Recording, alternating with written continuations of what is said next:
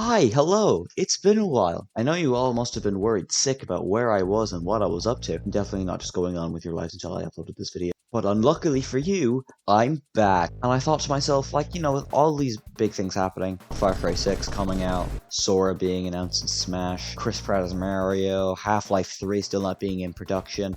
I just needed to think of something to create for content. So, one day it just hit me. Maybe, just maybe, with Deltarune Chapter 2 just having released a couple of weeks ago, at the time of recording this, I thought, what better way to celebrate Toby Fox's genius than to play Bloodborne, baby? Woo! Let's go! Fucking Bloodborne. Love Bloodborne, baby. Easy game for babies. Fucking From Software, easiest company on the planet. Such a bad game. So easy. First things first, I need to perfectly encapsulate my beautiful, amazing physique, so after designing the perfect embodiment of a human being and then naming them appropriately, I set off on my mission to born the blood. I mean blood the born. I mean to be born in blood. I mean Bloodborne. Fuck yeah, Bloodborne baby. Let's go, fucking Bloodborne baby. We all love Bloodborne, best. After talking to an old man in a wheelchair called Gurman, passing out, burning a dog to death, and then getting a visit from the mouth-face goblins, our hero Longjenin awakes in a strange and dangerous environment, somewhere in Croydon. After finding another dog to brutally murder, I realize just how merciless Bloodborne is going to be. But fear not, for one thing that From Software and Longjenin have in common is their lifelong hatred for dogs. So after acquiring suitable weapons and a thirst for revenge, I commit Marley and me but on a budget and suitably put the dog down. Now, it should be known that Croydon is a dangerous place, especially past half 5, and all the pats and paws get kicked out of the pub for excessive violence. And Bloodborne shows that blood hungriness from said people by using a smart analogy they call the hunt. However, I see past their lies. I know Croydon when I see it. After supposedly learning the mechanics of the game, I proceed to do what I do best, and getting worse at a game after I understand how to play it. But after that little hiccup, I proceed to flawlessly first try the first area. Absolutely. Definitely. Nothing went wrong there at all. Don't know why you'd think that. Don't know. And my reward for doing so is discovering just how annoying the map for Bloodborne is. After correcting myself and going the right way, I bump into my first boss, also known as Big Spooky Scary Thing that's actually easy to beat for once. After dying a multitude of times to 2 dogs, I realized that maybe I should use what little brain power I have left to kill them one at a time. Sometime later, I find myself in the sewer where I'm ambushed by a bunch of slimy sewer people and some crows. And soon after, I encounter the most terrifying obstacle in the game, a pig. After finding another route around the pig, I promptly decide to ignore it, just like every other problem I've ever had ever. As I make my way across a bridge guarded by some local drunks, I realize that their mate is so off his rocker that he'd kill them too if given the chance. And using that to my advantage, I make him set a boulder alight, of which tumbles down and kills all of his drunken fellows. I give the man a suitable punishment for murdering several innocent individuals, and then kill his friend, Grug. After sprinting up the stairs full force, I make my way to the next stair. Holy moly, it's Father Guacamole! Oh, fuck, oh shit, oh shit, oh! Why, he fast, why, shotgun, oh, big shotgun, big axe, oh no. At this point in time, you could probably tell that I was having a tiny little eensy-weensy problem with Pappy Mexican Dip. So I got my good friend Sharky, who doesn't really play From Software games, he's played like 1 or 2, but nothing too serious, to give me some subtle hints and help with the game. I need help, but just don't make it obvious. Okay, so you see that window? No.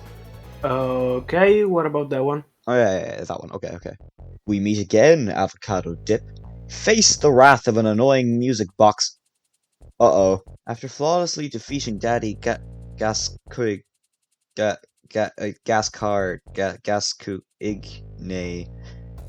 Daddy Guac, I felt a little burnt out. So what better place to go than the Hunter's Dream? It's got everything you need. Weird blueprints coming out of the ground that tell you what to do. Bath goblins that sell you clothes and cleavers. Mouth-face goblins that offer you cleavers. Gurman. And most of all, a doll that Gurman says you can canonically fuck. After discovering an entirely optional area, I decided it's a great idea to completely ignore it for now. Instead, I grind until finally I have enough blood echoes to afford the world's most valuable item, a handkerchief. At that point, I meet my good pal Henriette, also known as a prime example of how to do AI pathing wrong. After failing miserably at my one goal to eliminate all dogs and getting my ass handed to me by a scrapped Animorph book for horror fans, I decide to not head back to the optional area and instead grind out my levels. But before that, we gotta do some side content. Earlier, I found an old woman looking for a safe area, and the cathedral ward is pretty safe, and pretty cool at that. So I did what any kinda normal person would do and sent her on her own to the church through the streets of Croydon. Well, that's pretty much all the stuff I wanted to do, so better go talk to my good old friend and companion, Florag English Guy Man. Unfortunately, due to mysterious circumstances, both he and the old woman died. That'll teach you for being ungrateful to your grandchildren, Mary. After strategically and flawlessly murdering an entire furry convention, opening up many back doors, and murdering more dogs, I land myself in front of optional boss.name number 1, aka what happens when you forget to tune down the physics on a piece of fucking clothing. But I wasn't alone, for with me was the hunter so unbelievably strong and talented that he could speak without opening his mouth.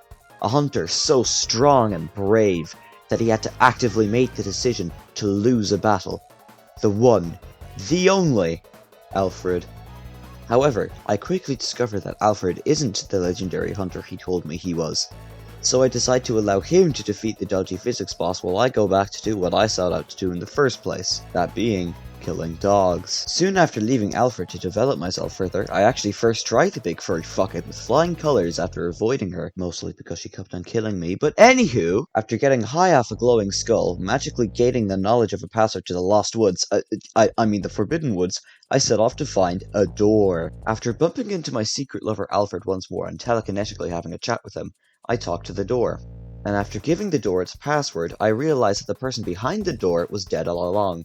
Truly, the real password was the Alfreds we made along the way. Now we're in the Abandoned Woods, or as I like to call it, the Gauntlet of— oh my god, please just give me a goddamn lamb already, I beg of you, please have mercy. And after attempting to pick my way slowly and strategically through the woods, I decide the best way to go about things is to do what I do best. Repeat a joke and run away from all of my problems. Soon I find myself in a windmill, and after casually picking up a cannon off a dead person and stabbing a broken NPC, I'm punished for not wanting to interact with a man whose quest involves murdering people, because as we all know, that's my job.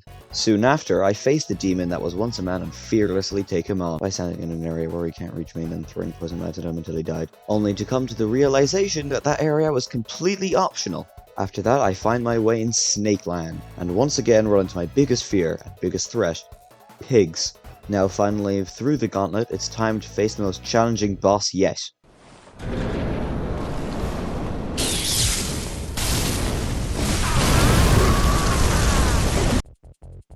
Most challenging boss yet, loose end side quests. After going back and murdering Mr. Bad Physics and getting a wine glass as a reward, I take off to the village of Charnelwick Lane. Now, at this point in the game, I had been playing for quite a while, and I felt pretty much unstoppable. No enemy stood in my way as I meticulously picked them off one by one, managing my resources harder than a person who manages resources well. I then find myself at the lair of the Witch of Emwick, or as I like to call her, Lovecraftian Quasimodo. Now, it should be known that the Witch of Emwick is widely renowned as the easiest boss in Bloodborne. That being said, I died to her. Now, in a depressive state, I decide the best way to atone for my embarrassing failure is to get kidnapped by a rucksack man.